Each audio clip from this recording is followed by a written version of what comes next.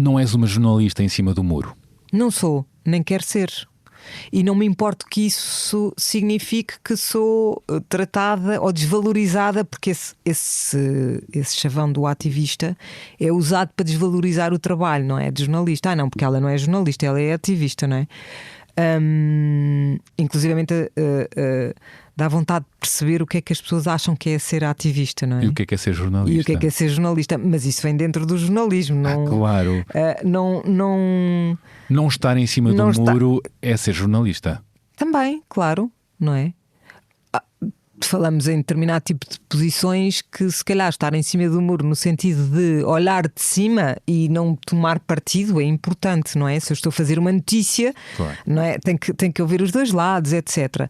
Este tipo de trabalho que eu faço relativamente, por exemplo, ao racismo, às questões do colonialismo, etc., não é a questão de tomar dois lados, é a questão de seguir uma linha de orientação e não ser neutral.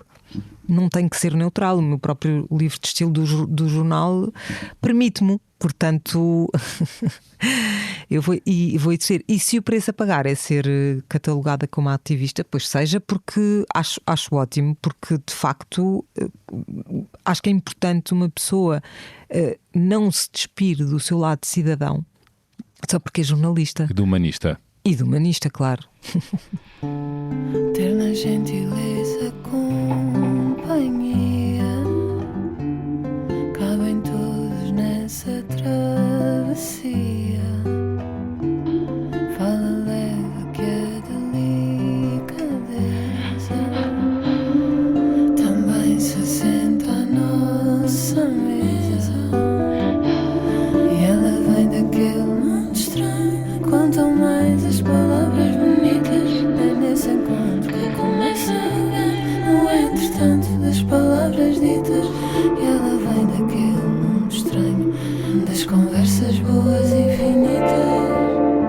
E essa é a beleza das pequenas coisas. E essa é a beleza das pequenas coisas. Essa é a beleza das pequenas coisas.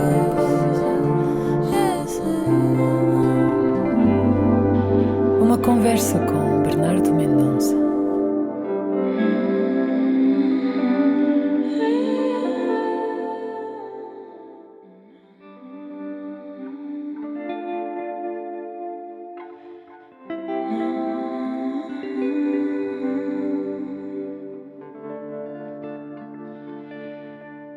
A minha entrevistada é uma das vozes jornalísticas mais consistentes em Portugal quando se trata de investigar e criar reflexão sobre imigração, direitos humanos e expor as camadas profundas do racismo, da herança colonial e desigualdades sociais que persistem ainda no presente.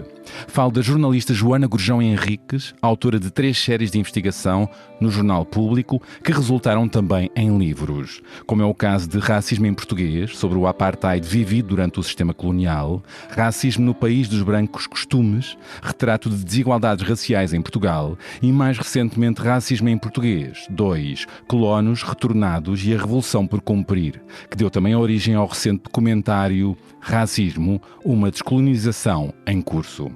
Acabo de assistir a este documento audiovisual que Joana assinou com Mariana Godet e que está disponível na RTP Play.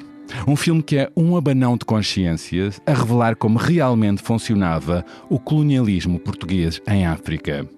Um trabalho rigoroso a revelar como um mito do bom colonizador e a ideia de lusotropicalismo era apenas uma máscara para encobrir esse apartheid não escrito e um complexo sistema de violência colonial, racismo e escravatura estimulado pelo antigo regime nas antigas colónias africanas.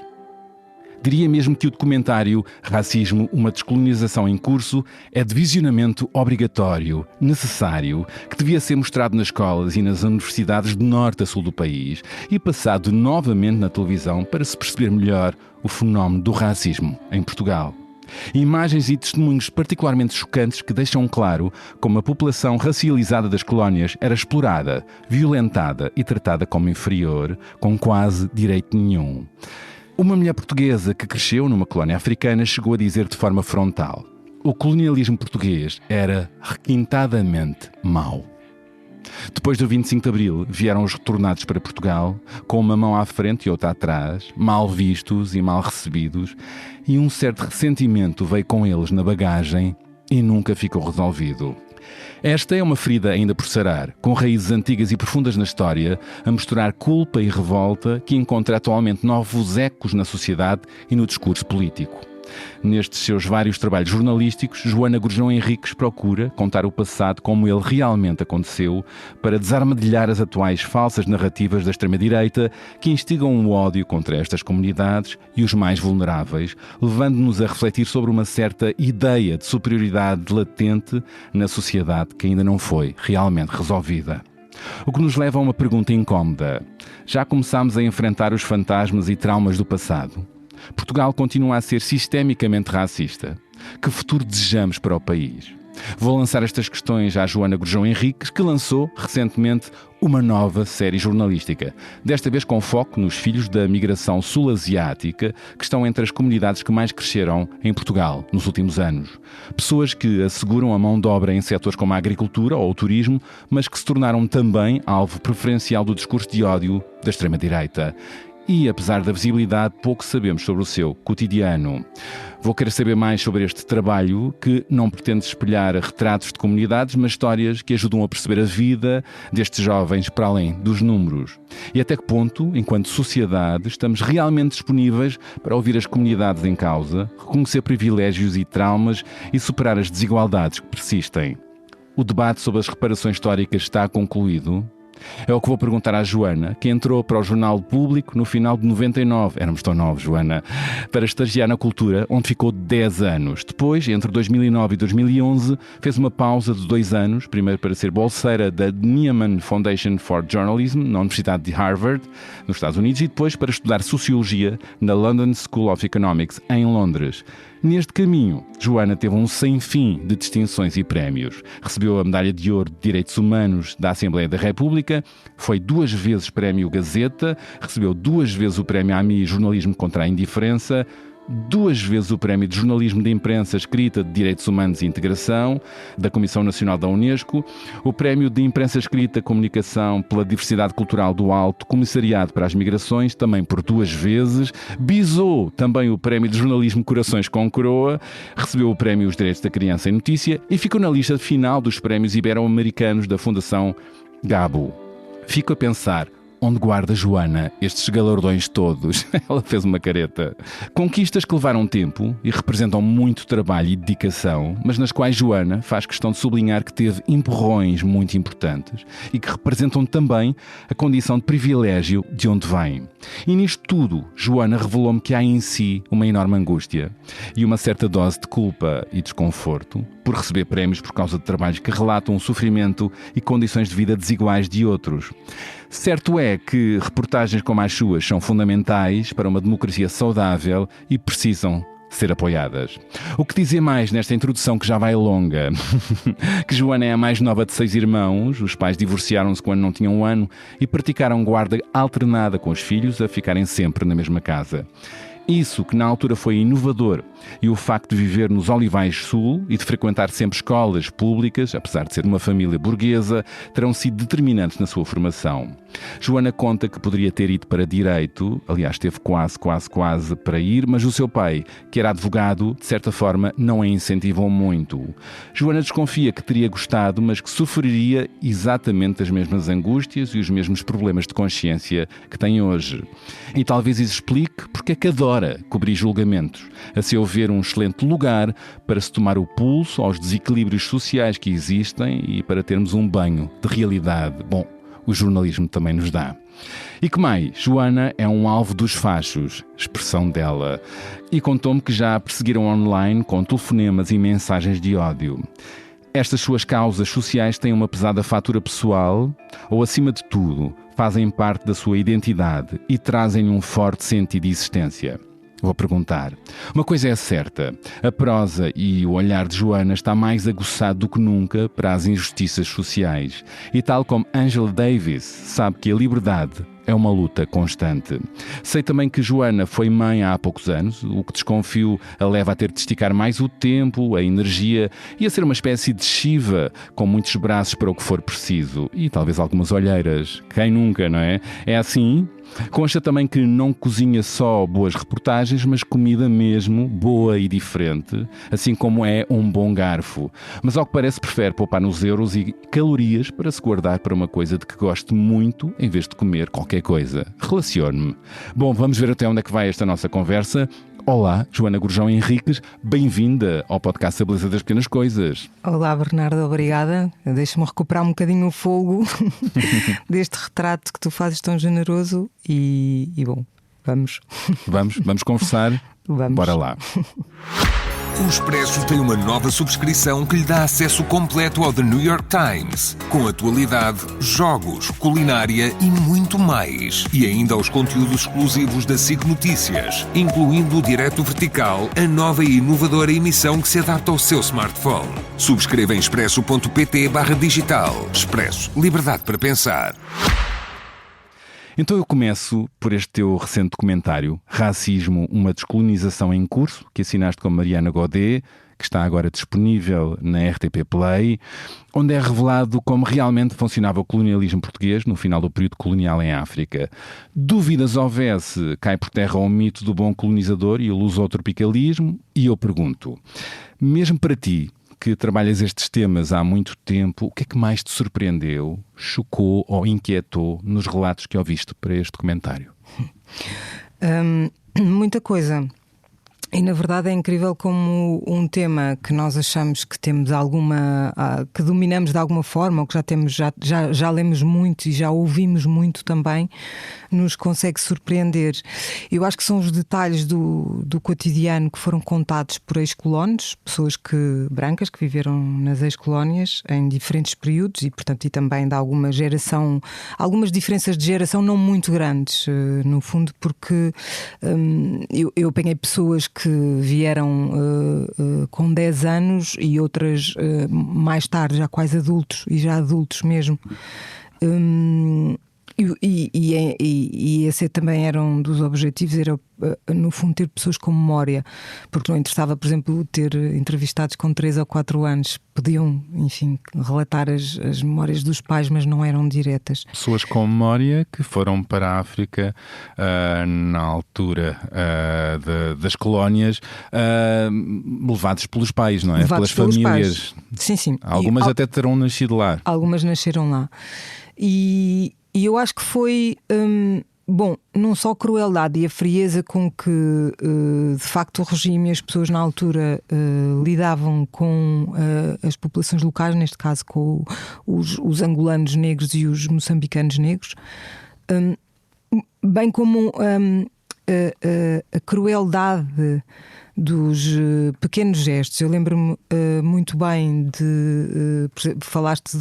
citaste uma das entrevistadas, que é a Aurora Duarte, que viveu em Moçambique, e ela, como outros entrevistados, falavam da questão da palmatória, não é? Que era usada para bater nos empregados que o se portavam mal, entre aspas, não é? Partiam um copo, enfim, desobedeciam, etc. E ela contava que se dizia não lhe vá à esquadra com bilhete, mas não lhe dê as palmadas na mão porque ele precisa trabalhar dele nos pés. Meu Deus. Ou, no fundo, também a forma como se tratavam os empregados como pessoas de segunda, pondo-os a viver em condições bastante desumanas, sem colchão, a dormirem sem colchão, a comerem, enfim, arroz, a trabalharem não sei quantas horas. Com muito poucos direitos, não é? Sem direitos. É isso que estavas a relatar portanto, as pessoas são subalternizadas, não é? Tratadas como menos gente. Menos gente, claro. Menos humanas. Falavas dessa questão de... Os patrões enviavam os seus empregados com um papel, e eram os próprios que levavam o papel com o castigo para a esquadra. Que iam à esquadra, exatamente. Iam à esquadra submeter-se à tortura, ao espancamento, a esse castigo, com as tais palmatoadas ou o que fosse, não é? Sim. E depois voltavam para casa dos patrões. Voltavam para casa, sim. Às vezes não. Havia revolta, não é? E havia contestação e frente, não é? Mas tinha um preço, claro. Tinha um preço, não é? Claro. Às vezes com a vida, não é? Sim, e com a própria vida, com certeza. Por exemplo, também há os relatos que essa própria pessoa viu, a Aurora Duarte viu também, da janela de sua casa, homens agrilhoados para serem levados por um chamado apanhador, não é? De pessoas. Apanhador de pessoas. Isto para combaterem, para trabalhar na terra? Para trabalharem. Também enfim, eu acho que depois há as violências físicas pela pura violência e pelo sadismo puro. Também havia. Que também relatado. São relatados. E também é relatado, sim. Isto é muito importante perceber. E eu para esta série entrevistei mais ou menos 10 pessoas, ex-colonas brancas. E na série anterior, onde eu fui ouvir africanos de várias gerações, alguns tinham vivido durante o colonialismo, outros, porque o objetivo deste trabalho também era outro, o primeiro em 2015. Fui ouvir pessoas também de outras gerações em que no fundo relatavam a memória que lhes tinha sido passada, ou também os relatos que tinham lido na escola e que tinham ouvido dos professores. Mas havia um grande grupo de pessoas que tinham vivido o colonialismo e que me relataram episódios igualmente violentos, não físicos só, não é?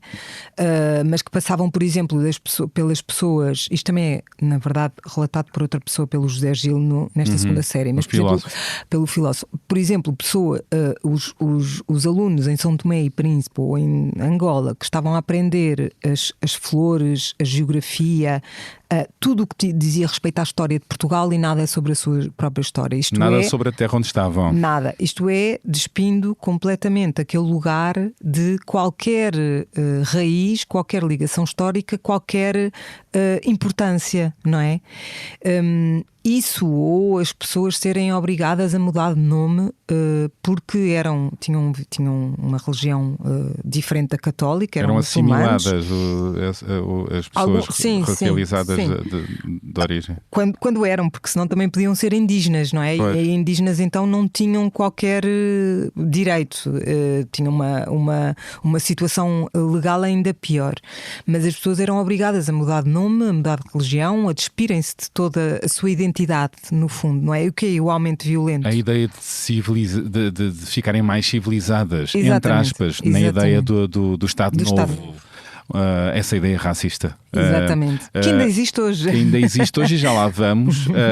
E falaste do que é que te incomodou, te surpreendeu, essas ações, essa normalização da violência e do racismo, algo que fazia parte do cotidiano, não é? E é relatado como pessoas com valores que acreditavam nos direitos humanos e com valores humanistas. Essas próprias pessoas, perante aquela realidade, normalizava-se, aquilo fazia parte. Aquela forma de tratar as pessoas africanas passou a ser normal. Isto diz-nos muito, enquanto civilização, nos tempos da história, não é? Do que é que nós, enquanto comunidade, podemos acabar por fazer se não estivermos atentos, se não estivermos alerta. Ensina-nos olhando para trás, não é? Sim, é um dos valores deste documentário, não é? Eu acho que sim, esta banalidade do mal, no fundo. A ideia da Hannah Arendt. No fundo é disto que se trata. E é também... enfim, eu acho interessante porque cada uma das pessoas que eu entrevistei tem um sentido crítico à sua própria forma, e são pessoas com alguma idade. Eu acho que isso conta porque perderam um bocadinho o pudor de... Já estão nos 70? Sim, já fizeram muita reflexão. Vê-se que são pessoas que já fizeram muita reflexão sobre isto, sobre o lado político e pessoal. e que, portanto, também não tem nada a perder relativamente à sua imagem pública e portanto, foram muito corajosas, eu acho. A Dulce Maria Cardoso terá menos que 70, perdão, exatamente, Dulce. Exato. Exato. Mas não estão numa negação. Não estão numa negação da realidade. E há consciência, e há um olhar crítico. Completamente. O que não é ou seja, isto não é o denominador comum das pessoas que viveram nestes países. Mesmo quem dirias é crítico, que é uma exceção? Eu acho que eu não sei se é uma exceção, mas são casos pontuais de pessoas que têm esta coragem e esta frontalidade. Este tipo de trabalho tem a vantagem de, quando é apresentado, haver alguns debates públicos, não é? E depois há sempre alguém que vem contar a sua experiência. Há sempre alguém na plateia, normalmente, que conta a sua experiência. E há dois casos. Tenho-me surpreendido com as pessoas que confirmam e que dizem sim, eu também vivi lá, era assim, etc. Mas depois há sempre aquela pessoa que diz não, isto não era nada assim, eu tinha amigos negros, eu estava numa escola em que também havia meninos negros, eu tinha amigos negros, não havia este apartheid que estas pessoas estão a descrever muito bem. Não estou a pôr em causa essa realidade que as pessoas estão a relatar. A questão é que, mesmo no período, porque houve um período de abertura, de maior abertura, o regime foi forçado a mostrar alguma abertura, porque estava a ser altamente pressionado pela comunidade internacional, porque era o último país, enfim, a estar a ter colónias em África, e portanto foi fazendo algumas concessões, digamos assim, algumas operações de maquilhagem, e portanto acredito que as pessoas que têm esta memória correspondem, e constatei que são pessoas um bocadinho mais novas e portanto correspondem a esta época um bocadinho maior abertura, mas a essência é sempre a mesma, que é: ok, até podia estar na mesma sala de aula, na mesma sala do que tu, e não ter esta violência que havia antes desta abertura, mas a verdade é que em que posições é que essas pessoas estavam e que continuaram a ocupar, e qual o lugar na sociedade e o poder que tinham para mudar o que quer que fosse, não claro. É? E para, era distinto, não é? Exato, e até onde é que poderiam ir, no fundo, no seu na sua ascensão social, ou eram sempre travadas. Sempre. E essa história do colonialismo, e mesmo para trás, conta muito de onde estamos, não é? Do Sim. Racismo que ainda se sente na sociedade. Estavas-me a falar que muitas pessoas que viveram nas colónias, brancos, não têm o mesmo olhar do que as pessoas que entrevistaste. Entre muitas pessoas ainda há esse ressentimento que terão trazido na bagagem por terem chegado com uma mão à frente ou outra atrás, mal recebidos, mal queridos, e não está bem resolvido ainda esse passado, essa ferida? Não, nada. E eu percebo, há aqui duas coisas que eu queria sublinhar, que é, eu percebo que as pessoas individualmente que sofreram todas as perdas e todo o tipo de violências, simbólicas ou não, ou mesmo físicas, e que vieram para Portugal, tenham essa visão. Ou seja, eu percebo que possam, numa primeira leitura, digamos assim, mais imediata e mais pessoal, sentirem esse ressentimento. Obviamente que ninguém gosta de perder tudo de repente, e inclusivamente relações sociais, porque é de relações sociais que se tratam, por um lado.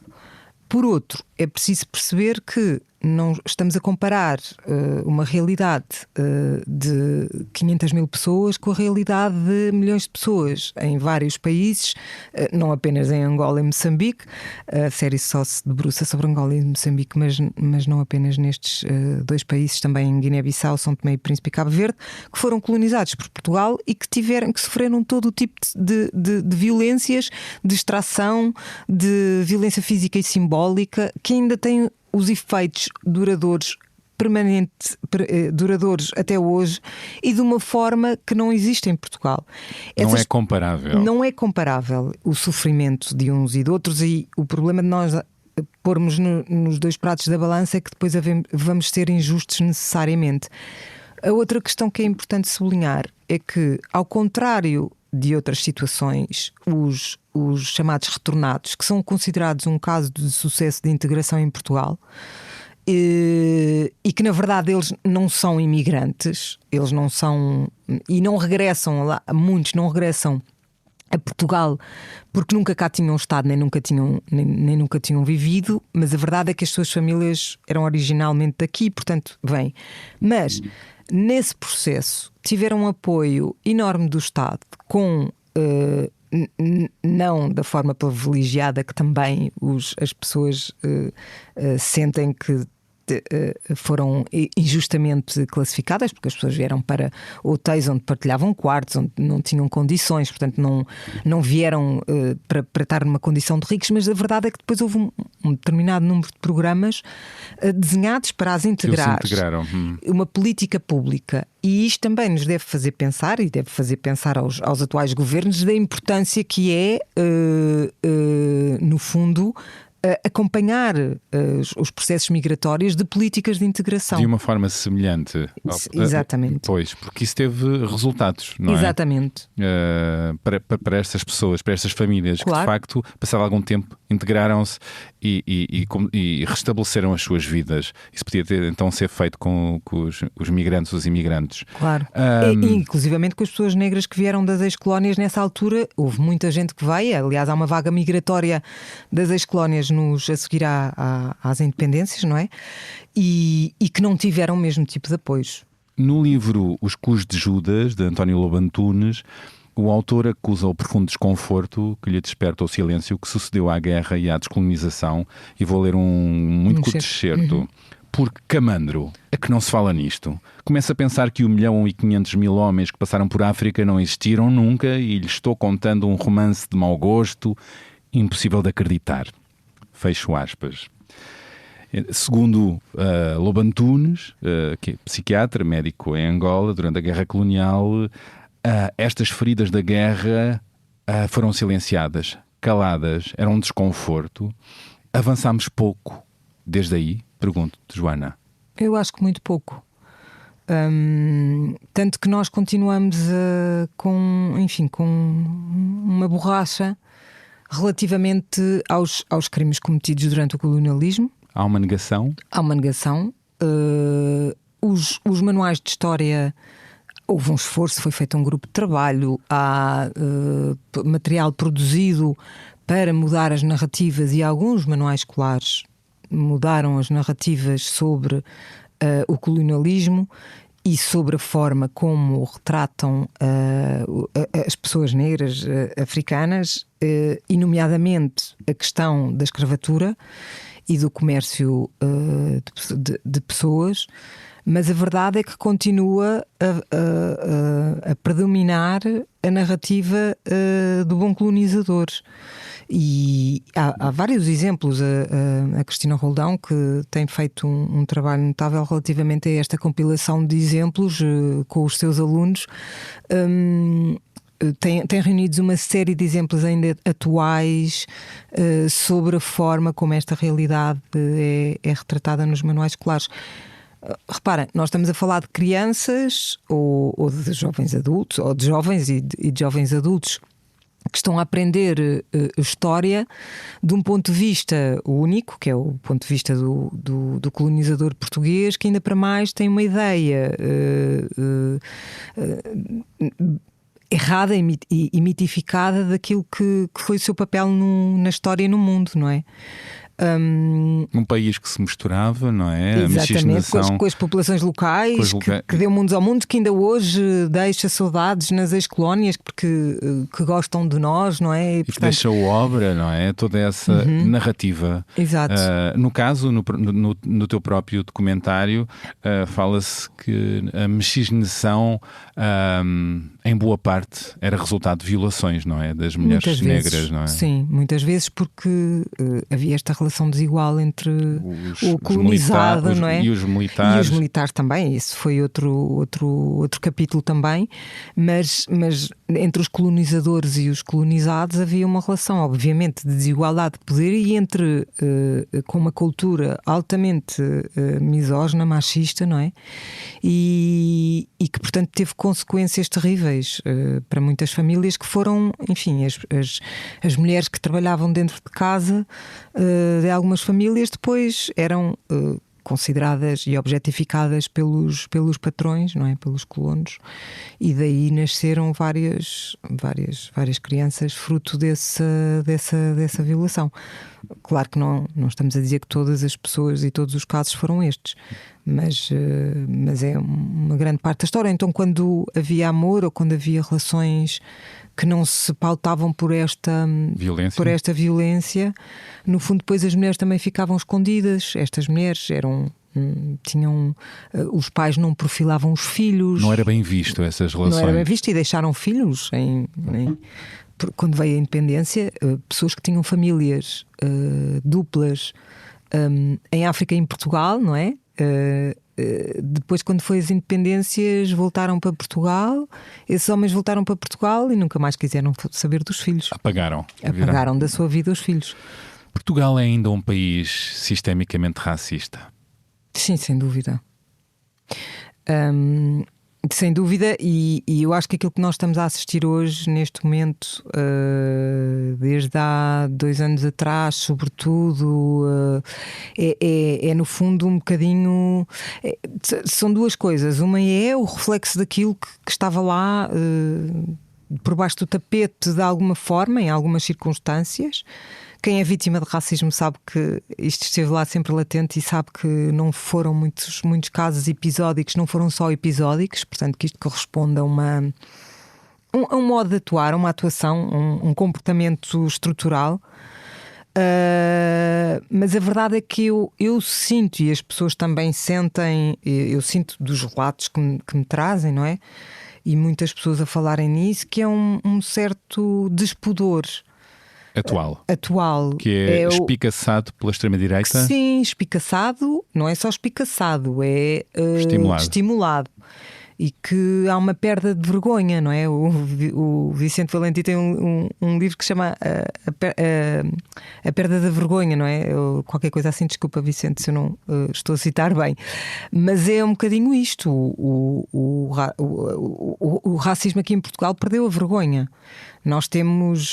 Quando nós temos no Parlamento sistematicamente ataques, a deputada Eva Cruzeiro a ser mandada para a sua terra e ainda é ela a ser o alvo de um inquérito no Parlamento por ter chamado racista a quem foi racista. Não foi a primeira a ser ofendida dessa maneira. Não, nem pensar. Eu estou a dizer claro. A volta que esta questão deu, que foi ela fez queixa, ela chamou racistas a quem foi racista e acabou num inquérito parlamentar a ser criticada e condenada.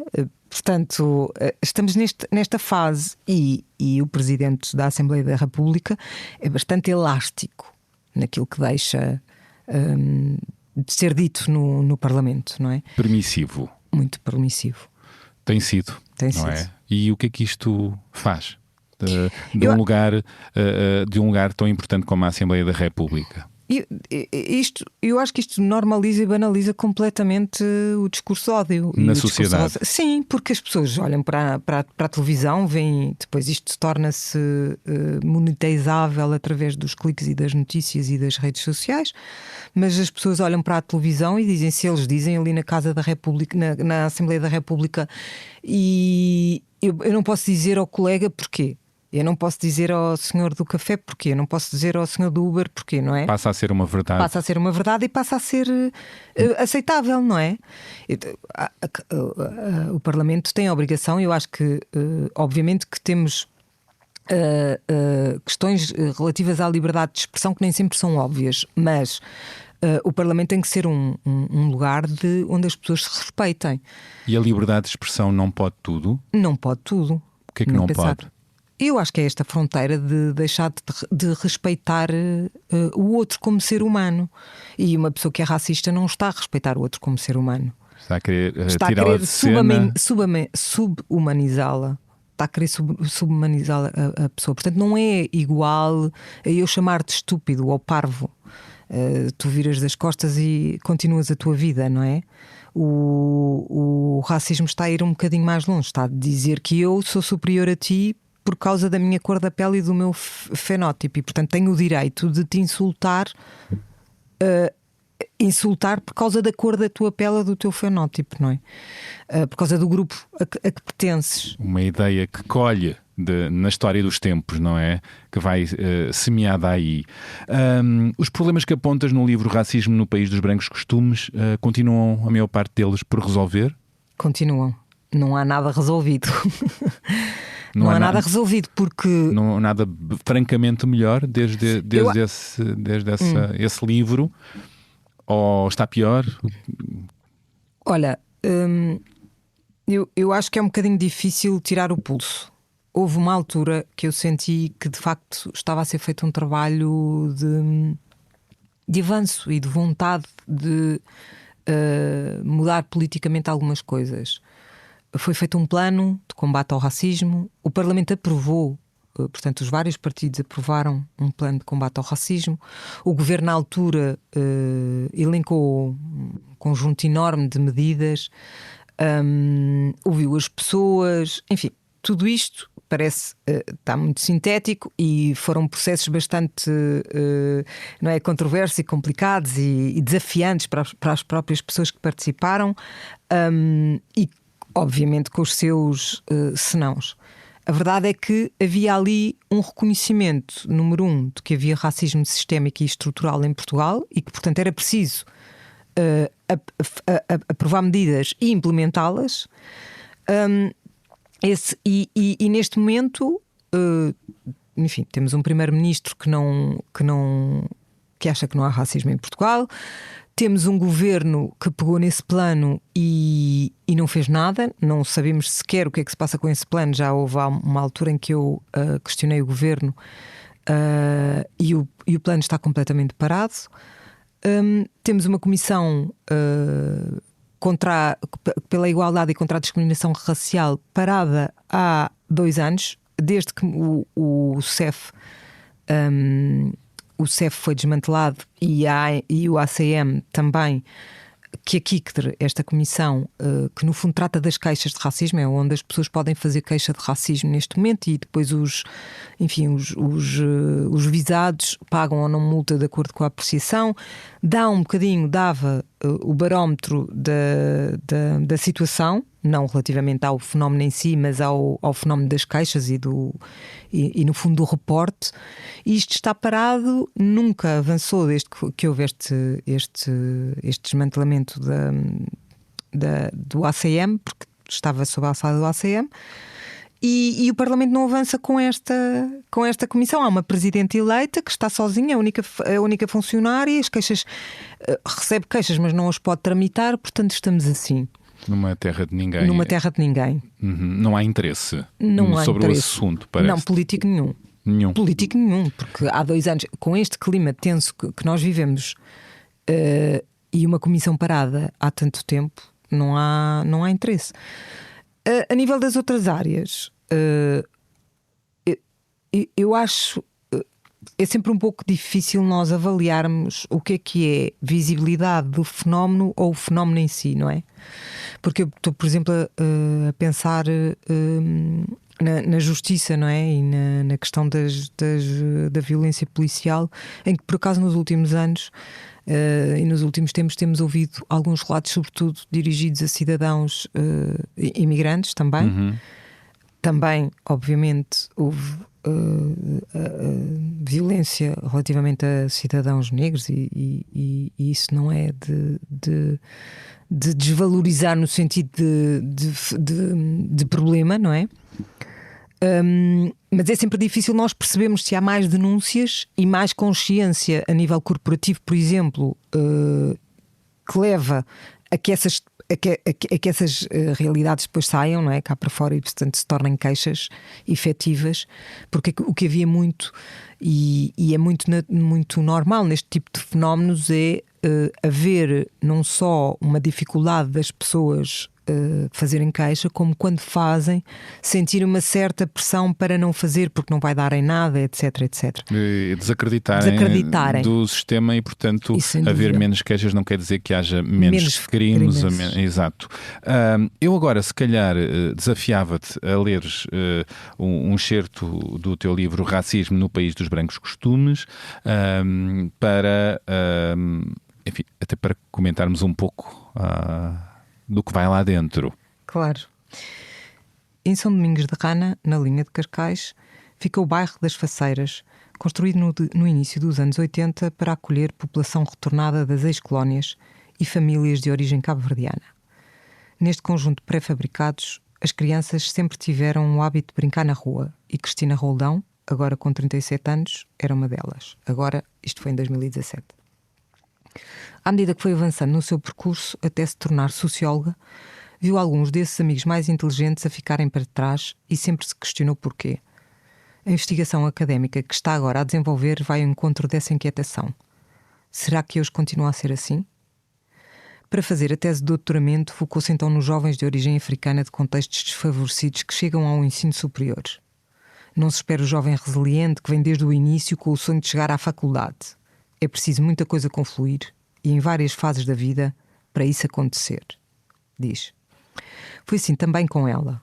Trabalhadora estudante, não era evidente que ia para a universidade, mas aos 19 anos candidatou-se. Quando o seu nome apareceu nas pautas de entrada da faculdade em Sociologia e Planeamento no Isqueté, andou meses em estado de graça. Também José Semedo Fernandes faz uma viagem até à infância, ao tempo em que atravessava a rua para ir à escola primária e ficava de costas para Santa Filomena, na Amadora, onde cresceu.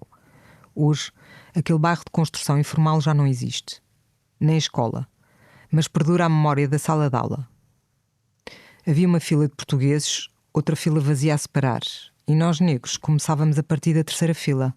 Os professores davam aulas para os alunos da frente. Pois, lá está. Não foi assim há tantos anos. Não foi assim há tantos anos.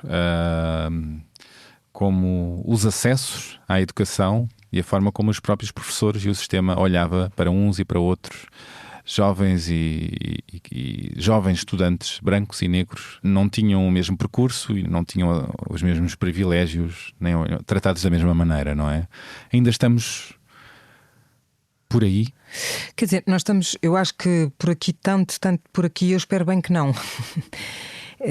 Embora, vou confessar que não ficaria completamente surpreendida se houvesse um relato parecido, obviamente mascarado, que não seria óbvio, por causa de que não seria uma separação, assumidamente separação, mas a verdade é que, por exemplo, em relação a isto que o José Semedo Fernandes, que o advogado José Semedo Fernandes estava a relatar, é verdade que há não só segregação geográfica, espacial, que depois, obviamente, leva a que as escolas, por causa do sistema, da forma como o sistema educativo funciona, não deixam de ser segregadas também, não é? Pois, lá está. E, portanto, alguém que está numa determinada zona geográfica tem acesso a uma escola que tem aquelas características específicas e que vai obedecer a uma determinada lógica e que muitas vezes é cunhada como uma escola problemática, e uma escola com determinados problemas e desafios, que depois leva a que as pessoas naquela situação não tenham acesso às mesmas oportunidades. Ou seja, não há uma vontade de misturar mais e de criar mais uma comunidade mais equilíbrios, e não é? Comunidade diversa. Exatamente. De jovens. Há pouco falavas da tensão que o governo quer escapar destes assuntos, desta discussão, perante uma realidade de tensão. Uhum. Não é a melhor estratégia para resolver esta tensão ignorar? Ignorar? Não. Sem dúvida. Sem dúvida que não. Quer dizer, nós temos que ter políticas públicas que façam a realidade mudar. Para isso é que a política serve, não é? É para mudar a realidade e transformar aquilo que naturalmente sem política seria caótico, não é? Porque nós, seres humanos, temos tendência, no fundo, a questão das relações de poder tem que ter uma intervenção para poder haver um equilíbrio, senão os poderosos ficam sempre, não é? As pessoas que têm poder ficam sempre com a maior fatia do bolo. Um governo que não está interessado em resolver estas questões fraturantes da sociedade, como é o caso do racismo e a xenofobia, dá mais folgo ao discurso, à narrativa da extrema-direita, leva com que o governo se aproxime de uma certa linha vermelha ou de uma certa linha da extrema-direita? Eu não sei, quer dizer, aqui depende um bocadinho das questões, porque, por exemplo, nós tivemos alguns governos de esquerda PS antes que não fizeram nada relativamente a estas questões, vem de trás. E mesmo dentro do governo PS, depois, no último governo PS, muitas destas iniciativas e muitos destes planos parece que ficaram ali um bocadinho numa zona de envergonhada, porque houve muita inatividade e muita inação relativamente àquilo que era preciso avançar, que não avançou. Portanto, estas questões nós gostaríamos de achar que são muito esquerda e direita e muitas vezes não são. Aliás, eu acho que esse é que é o problema, não é? Obviamente que nós na extrema-direita temos traços e características no tipo de discurso e no tipo de interação que identificamos claramente como sendo racistas, xenófobos e tendo uma menor vergonha é assumido de ser e o ser assumido, não é? Porque fazem disso política e não fazem disso bandeira e captação de votos, não é? Portanto, eles usam esse ressentimento e usam essa estratégia, quero dizer, para mobilizar o ressentimento do eleitorado. Portanto, que colhe cada vez mais, claro, não é? Claro. Em relação à esquerda, se de facto nós fosse uma questão tão de esquerda e tão de direita, não tinha sido uma questão tão esquecida no 25 de Abril. Isso quer dizer que o 25 de Abril, a democracia herdou o racismo do antigo regime. Herdou, não conseguiu resolver. Portanto, não conseguiu retirar-se, esquerda não é? e direita que continuaram. É um problema de todos, não é? É de todos, é um problema da sociedade, não é? É um problema da sociedade. E é um problema que tem que ser resolvido por ela. Sim, eu acho aliás, que o problema no fundo é certa esquerda ou pessoas que simpatizam com a esquerda acharem que só porque são de esquerda não são racistas ou não há racismo dentro delas, não é?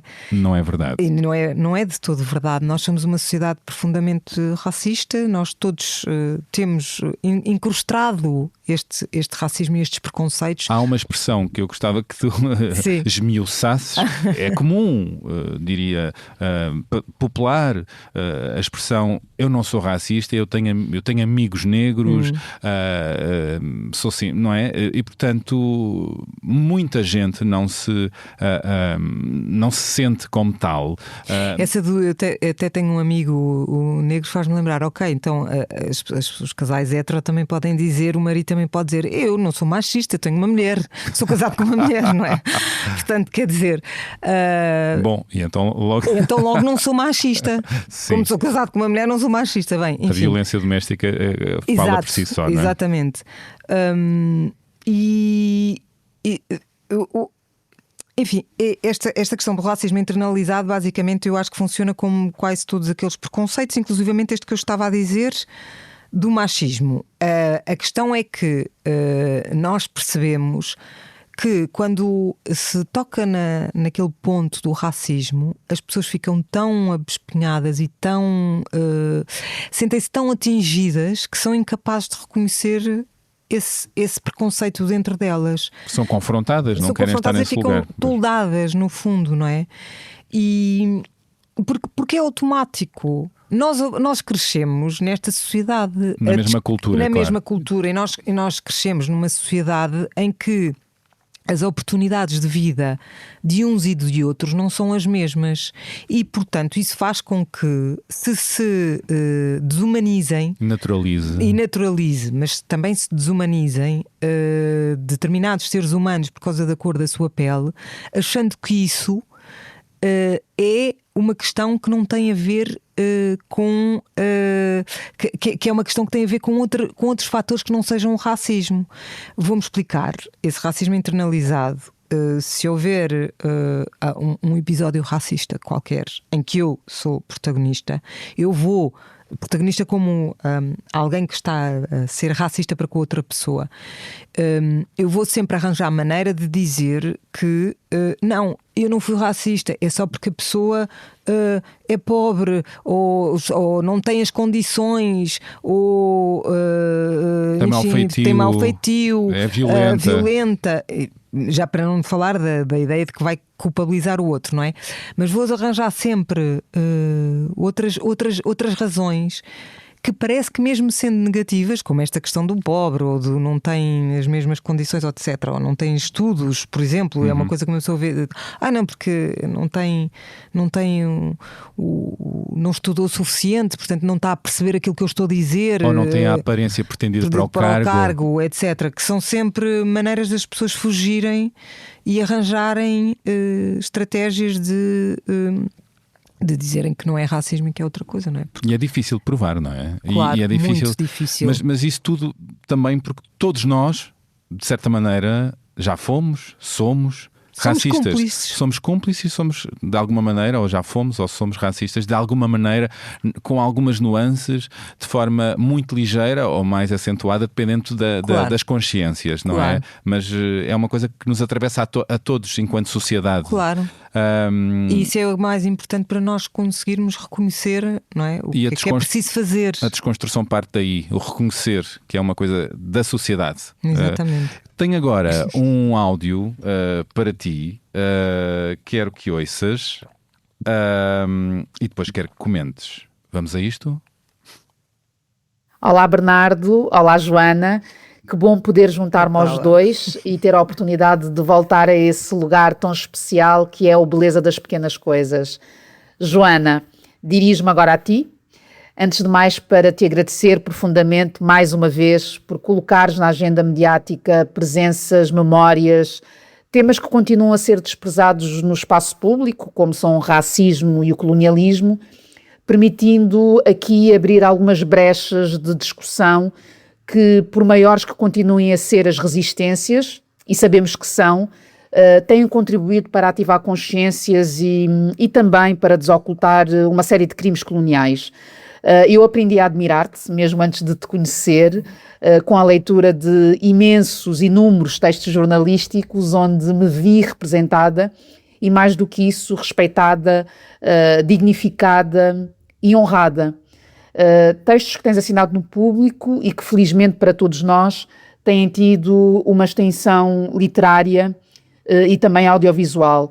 Um dos trabalhos mais recentes que destaco é o documentário Racismo, uma descolonização em curso, e confesso que enquanto falo nisso, imagino-te a acrescentar mentalmente uma nota qualquer sobre o facto do trabalho não ser só teu, por trazer também aqui a parceria da tua colega Mariana Godet, e enfim, este meu pensamento sobre o teu pensamento revela outros traços de caráter que me fazem admirar-te, porque vejo em ti um raro sentido de justiça e uma enorme generosidade que permitiu, por exemplo, que o Afrolink tivesse uma estagiária durante 4 meses, que faz com que envies mensagens de solidariedade só porque sim, que te interessa ao ponto de pegares no telefone e perguntares como é que estás.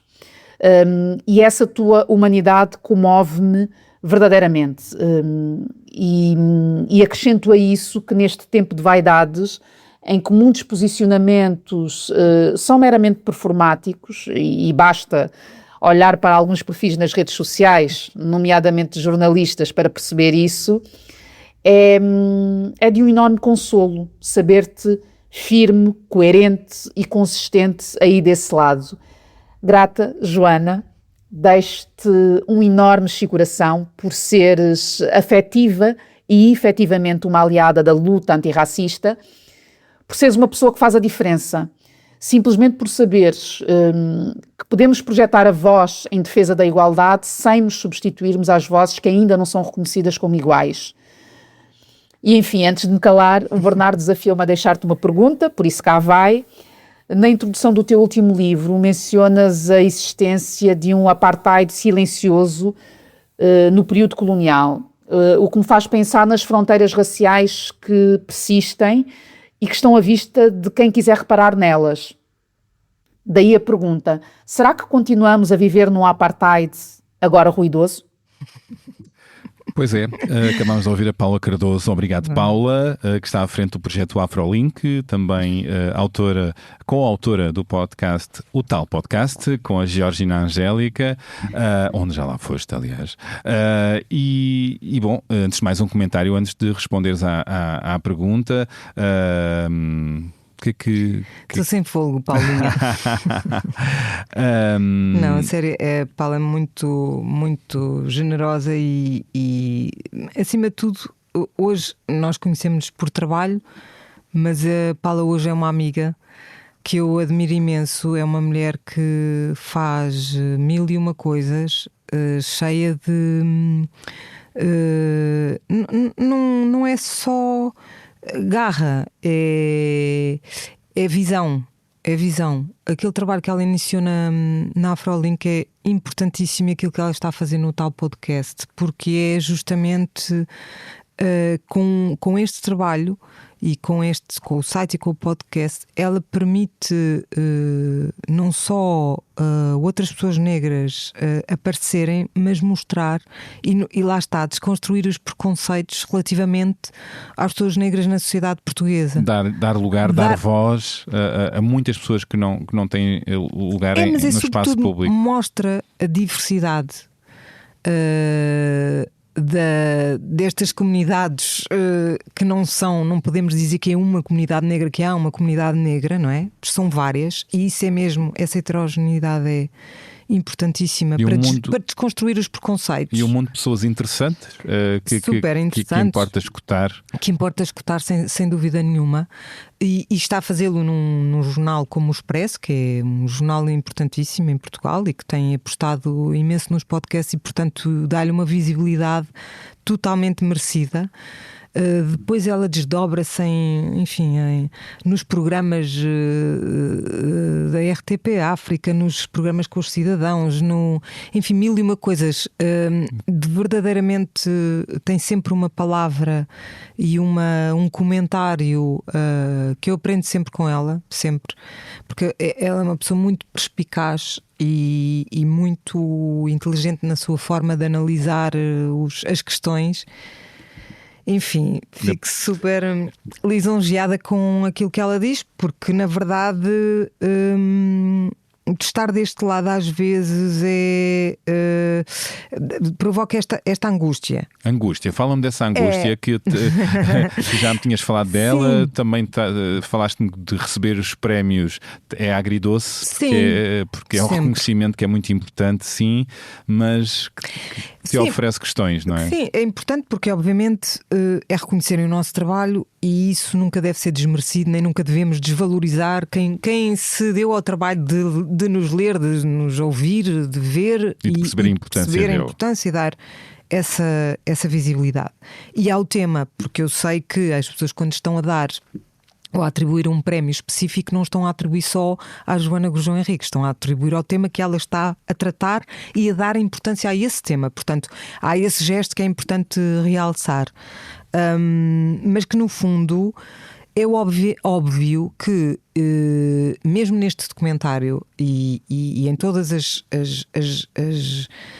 reportagens que eu faço e investigações que tocam em questões de violência, há sempre uma ambiguidade, e mesmo nas notícias há sempre uma ambiguidade entre a necessidade de reportar e a questão do expor a violência e de, no fundo, estar...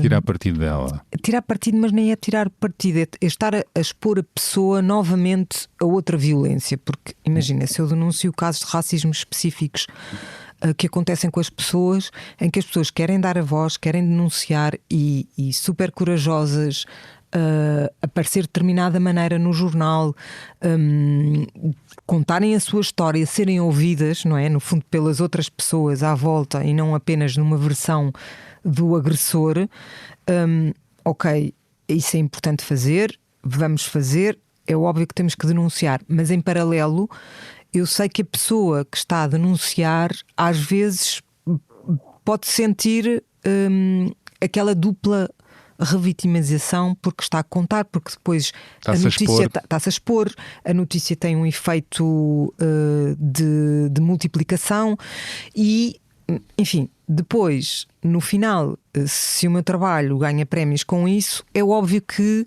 eu sei que é porque denunciei determinada realidade em relação aos trabalhos sobre o racismo e o colonialismo.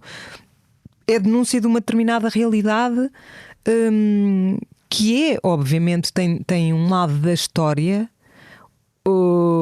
que é mais, obviamente, desagradável e violento para as pessoas que pertencem àqueles grupos, não é? E eu, no limite, se quiser, fecho o computador e volto para a minha vida. Não volto, não volto porque tenho um envolvimento como cidadã com estas questões, mas se quiser volto. Pois. No limite. A Paula pergunta: Portugal continua a viver num apartheid, agora mais ruidoso? Mais ruidoso, sem dúvida. Tem a ver um bocadinho com aquilo que estávamos a falar há pouco da ausência de pudor da extrema-direita, não é? E de como isso depois normaliza para as pessoas que eventualmente não são extrema-direita, mas são um cidadão comum que está na rua e que por vezes até tem um amigo e até gosta do cidadão imigrante e do cidadão negro, mas lá vem o mas, não é? Que apartheid é esse que mais ruidoso que está a viver-se agora? É o apartheid do poder, não é? É o apartheid do poder. Nós temos a Eva Cruzeiro e que eu me lembro, acho que não temos mais nenhum deputado negro. Tivemos nas legislaturas anteriores mais do que uma deputada negra, nesta não temos. Não temos, portanto, na casa onde se faz as leis, onde se faz a democracia, não está a sociedade representada. E quem diz negra diz cigana também, não é? De etnia cigana, ou de origem imigrante, que não seja portuguesa, não é? As próprias leis estão feitas de uma forma a vedar o acesso a determinado tipo de perfil e de cidadão às tomadas de poder. Nem todos os cidadãos podem votar, nem todos os cidadãos podem votar nas legislativas, nem todos nas autárquicas, nem todos os cidadãos podem votar, mesmo os imigrantes, não é? Portanto, dentro dos imigrantes há quem não possa votar sempre em todas as eleições, depende dos acordos que Portugal tem, etc. Não abrimos a televisão e continuamos a ter painéis. E eu estou só a cingir-me a uma parte muito pequenina da política, não é? Maioritariamente constituídos por homens, maioritariamente constituídos por brancos, ou então só quando há, enfim, o tema X ou Y é que as pessoas racializadas são chamadas para comentar, porque é para falar da sua realidade. O racismo, portanto, nos espaços de opinião na televisão, nos mídia, não temos só pessoas brancas. Sim, eu disse televisão, mas atenção, eu abro o meu jornal e é praticamente a mesma coisa, não é? Verdade. A Paula Cardoso já teve um tempo em que assinava crónicas e já não faz. Estava a dizer que em várias esferas da sociedade, não é? Nas grandes empresas, nas tomadas de decisão das escolas, das universidades, nas fundações, enfim, tanta e tanta área da nossa sociedade que não tem nas esferas de poder e decisão pessoas negras. Portanto, há esta separação, continua a existir. As instituições. As instituições. E depois não há um esforço de ir buscar as pessoas e de perceber. Uma experiência que eu tive, que não interessa explicar exatamente o quê, mas é só para. Não há um esforço ou uma consciência de que em determinadas circunstâncias nós, quando nos comprometemos com um programa qualquer ou com uma medida qualquer, da ação afirmativa, temos que ser consequentes com ela, não é? E temos que, e que é, de alguma forma, havia esta intenção, por exemplo, nas escolas com as cotas, não é? A determinada altura foi pensado que iriam existir cotas para estudantes de meios, às tantas virou-se a bússola para ser de meios desfavorecidos, mas a ideia era ser para alunos afrodescendentes. E isto chegou a estar em debate. E quando este tipo de medidas se fazem, não se podem fazer avulso, não é? Tem que haver um plano para as pessoas não chegarem lá e não se sentirem desamparadas, ou não se sentirem apontadas o dedo de que, não, aquela pessoa está aqui só por causa disto. Mas onde eu queria chegar é, mesmo nesses sítios ou nos locais onde se pretende fazer políticas da ação afirmativa, tem que se perceber que depois chega-se ao fim desse tal projeto, ou do que for, ou do tempo em que a pessoa é suposto estar a trabalhar, e tem que haver uma vontade institucional para continuar a dar às pessoas ferramentas, formação, para elas se desenvolverem e desabrocharem, porque as pessoas já estão a partir de um patamar muitas vezes muito inferior ao nosso, e portanto não é baixar as expectativas e com isso ser paternalista, é tomar consciência de que se nós vamos tomar essa opção, então temos que apoiar num caminho que é mais longo muitas vezes do que a pessoa que teve condições para estudar e que vem de um meio completamente diferente, não é? Porque isto não é dizer que as pessoas negras são todas não têm formação, não é? Mas é verdade que a situação socioeconómica afeta a formação, o nível de formação, e encaminha também, que é uma das questões que a Cristina Roldão tem estudado também, os jovens para uma determinada opção académica, que é os cursos muito mais empurrados para os cursos socioprofissionais, com base nas baixas expectativas que os professores muitas vezes também têm sobre os alunos. São encaminhados muitas vezes, portanto é complexo, mas importa olhar para isso de forma mais profunda, porque isso decide futuros, não é? E vidas, e a importância de olhar para o lado e muitas vezes também se ouve em locais de decisão e de escolhas, mas não há pessoas negras para este tipo de cargo ou com este tipo de conhecimentos. Talvez haja, um pouco um olhar para além das bolhas, não é? Exato. É outra reflexão sobre isto. Porque nós tendemos a repetir, no fundo, a ir buscar as pessoas que estão à nossa idade, os nossos pares.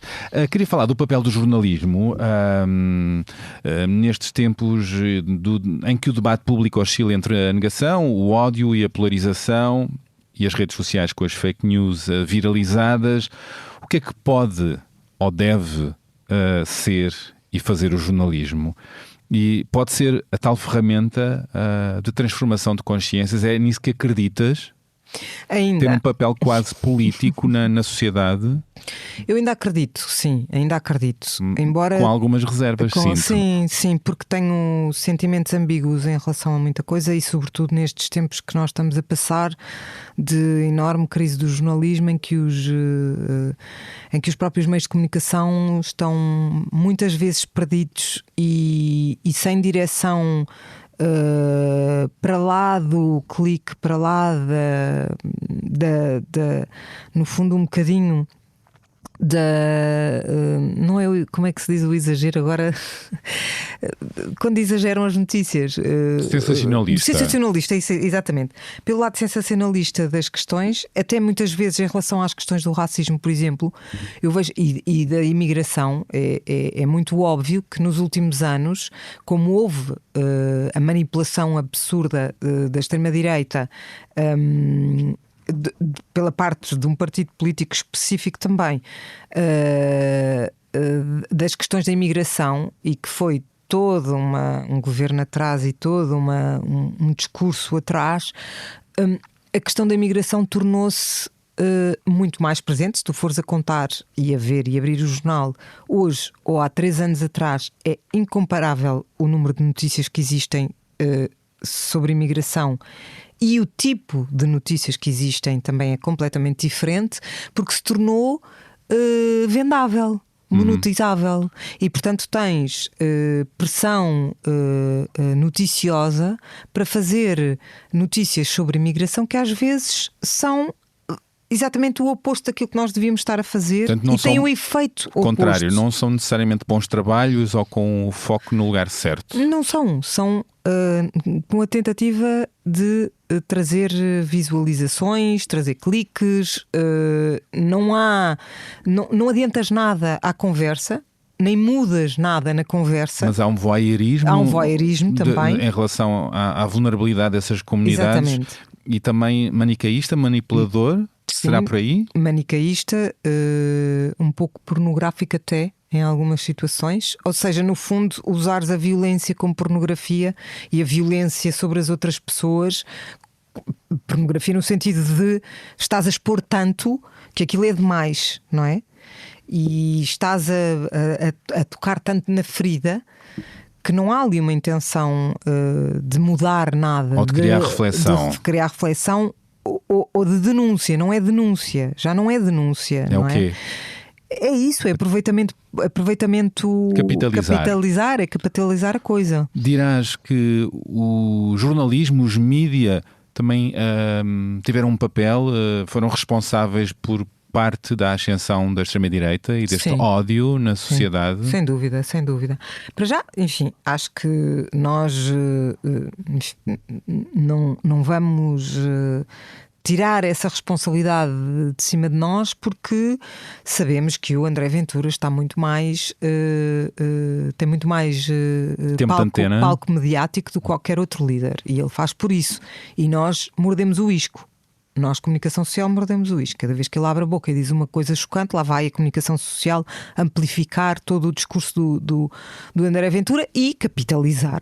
Mesmo quando às vezes a intenção é de denunciar que ele está a ser racista e está a ser xenófobo. Ok, nós sabemos. Então qual é o efeito que esse discurso que ele tem e que nós estamos a amplificar vai ter depois na vida das pessoas? E o que é que o facto de nós o estarmos a amplificar e a amplificar esse discurso está a contribuir para que essa mensagem que ele está a querer passar passe verdadeiramente e não com o cunho crítico que nós estamos aparentemente a dar-lhe. De tanto estarmos a desconstruir, mostrar a intenção de que estamos a desconstruir, às tantas não estamos a desconstruir, estamos só a ser uma caixa de ressonância. A ser a caixa de ressonância e a dar-lhe colo e a dar-lhe ainda mais votos. Não aprendemos nada com o trumpismo, não é? Nada. Porque Trump colheu isso, não é? Claro, e continua. Dizia sempre as maiores barbaridades a cada eleição e ganhou com isso. Capitalizou com isso. Está estudado que é assim, está estudado que quanto mais chocante for o discurso de um líder político, mais vai ser reproduzido, não é? Mais atenção colhe, mais share dá. E, portanto, há esse interesse. Sim. E eu, agora, obviamente, que vou dizer uma banalidade, mas é verdade, é que nós cada vez menos estamos interessados em ler para lá das gordas e da entrada e portanto, e tu sentes isso com muitas vezes até com os comentários que os leitores fazem, não leram aquilo que está lá, estão a comentar completamente só com base nesse ressentimento. E, portanto, quando as pessoas não querem informar-se, é muito difícil serem informadas. Depois temos o problema de que muitos dos jornais de referência em Portugal são fechados, são pagos e as pessoas não querem pagar pelas notícias porque têm nos canais abertos, etc, etc.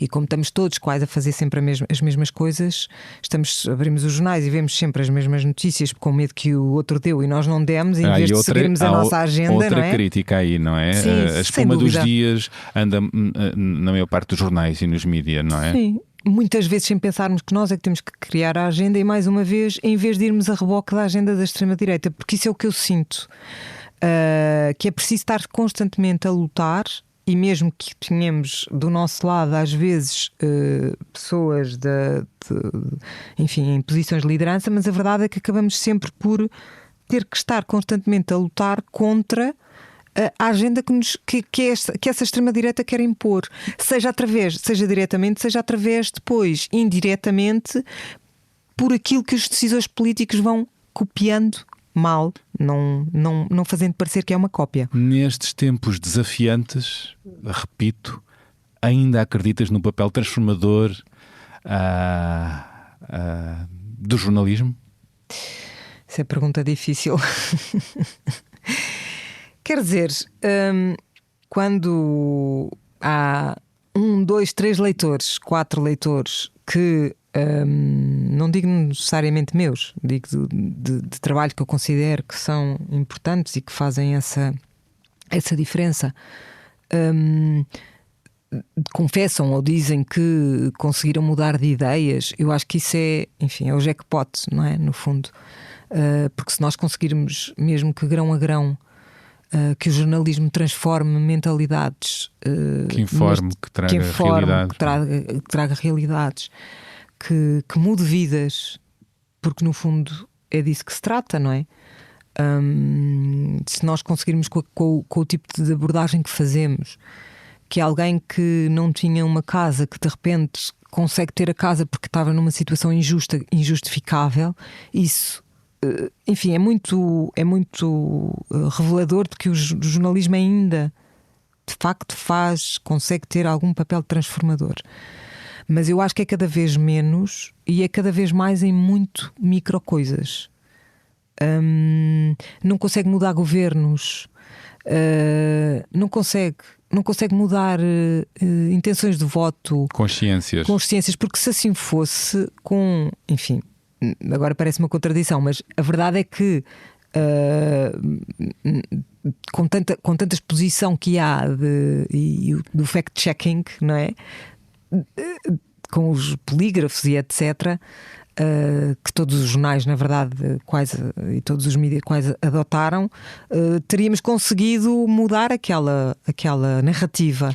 Então, percebendo que as fake news colhem tanto, que o ódio colhe cada vez mais atenção, que os mídia vão atrás do clickbait, o que é que te faz continuar enquanto jornalista?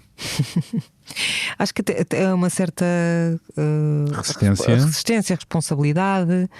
Também penso muitas vezes em desistir, confesso. Não é nada que não me tenha passado várias vezes pela cabeça.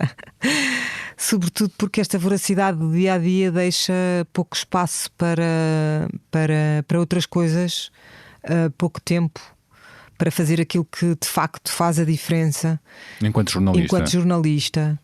Diferença não é para mim, é diferença para os outros, para as outras pessoas. Não é para mim. E muitas vezes penso em desistir. Penso que devia me dedicar a outro tipo de trabalho, a outra coisa. Depois também, enfim, a minha idade também já não é muito, digamos que propícia a grandes mudanças, não é? Tenho contas para pagar, tenho uma filha, sobretudo, não é? E portanto o grau de risco que uma pessoa toma nesta idade é muito menor. Mas hoje sinto que se houvesse alguma coisa super desafiante fora do jornalismo para fazer, faria, obviamente sempre ligada a estas questões, porque isto acho que é às questões da dignidade das pessoas, dos direitos humanos, de tentar, no fundo, de alguma forma que aquilo que faça possa ter impacto direto na vida das pessoas. Mas acho que se houvesse alguma coisa até saltava. Me chama que eu vou. Vês-te como uma jornalista com causas? Sim. O livro de estilo do público tem uma parte que fala sobre a questão, sobre, enfim, vários posicionamentos que o jornalista deve ter, e depois chega ali à parte da questão dos direitos humanos e diz que o jornalista do público não tem a obrigação de ser neutral. E eu levo isso muito a peito, porque eu acho que hoje também é muito fácil nós pedirmos, e em nome de uma suposta imparcialidade e objetividade, colocarmos-nos em cima do muro. Quando se trata de direitos humanos e injustiças sociais. Exatamente. E isso às vezes é só pior, porque é um bocadinho aquele exemplo que estava a dar do início em relação aos diversos sofrimentos. Há determinado tipo de temas em que nós não podemos pôr no mesmo prato da balança um lado e o outro. Há obviamente um lado que é vitimizado, violentado e que está numa posição de extrema desigualdade e fragilidade. E, portanto, isto tem a ver com estas questões de direitos humanos, não é? Se tivermos à nossa frente um caso de violação, eu não vou falar com a vítima e com o violador da mesma forma e dar-lhes o mesmo palco. Isto não faz sentido nenhum, não é?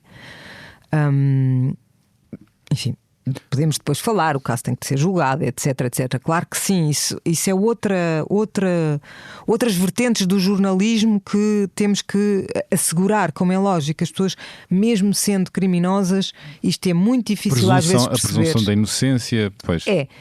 E mesmo as pessoas sendo criminosas, e nós depois, quando estamos em determinado tipo de lado, às vezes é difícil conseguirmos entender isso, não é? Porque e é um esforço que temos que fazer, mas as pessoas têm direito à sua presunção de inocência, com certeza, mas não é disso que eu estou a falar, claro. É outra coisa, é o tipo de temas que abordamos. Não és uma jornalista em cima do muro? Não sou, nem quero ser.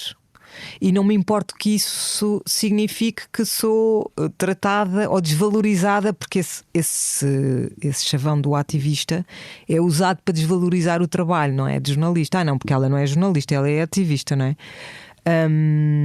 Inclusivamente dá vontade de perceber o que é que as pessoas acham que é ser ativista, não é? E o que é ser jornalista? E o que é ser jornalista? Mas isso vem dentro do jornalismo, não? Claro. Não estar em cima do muro é ser jornalista. Também, claro, não é? Falamos em determinado tipo de posições que, se calhar, estar em cima do muro no sentido de olhar de cima e não tomar partido é importante, não é? Se eu estou a fazer uma notícia, claro. Não é? Tem que ouvir os dois lados, etc. Este tipo de trabalho que eu faço relativamente, por exemplo, ao racismo, às questões do colonialismo, etc., não é a questão de tomar dois lados, é a questão de seguir uma linha de orientação e não ser neutral. Não tem que ser neutral. O meu próprio livro de estilo do jornal permite-me, portanto eu vou dizer, e se o preço a pagar é ser catalogada como ativista, pois seja, porque acho ótimo, porque de facto acho que é importante uma pessoa não se despir do seu lado de cidadão só porque é jornalista. E do humanista. E do humanista, claro. Tenho agora outro áudio para ti. Mais uma careta de Joana. Deviam ver estas caretas. Estas caretas são muito importantes, por isso importa a legenda.